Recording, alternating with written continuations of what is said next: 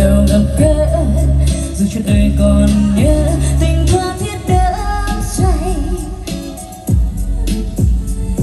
Nhắm mắt anh nghe em ru mình, giúp áo phong sương anh vui tình gì.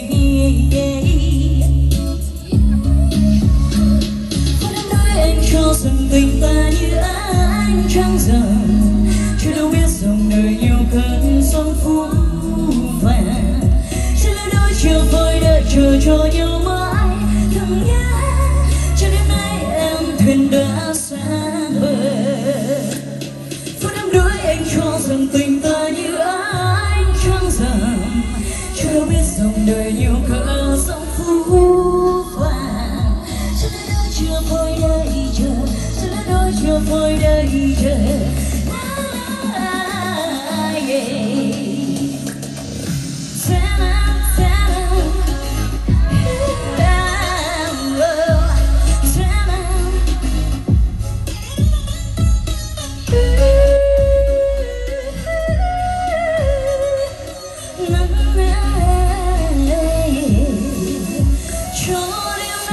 Tấm thuyền đã sang bờ, đường trắng đen ngồi nhìn ánh trăng tàn.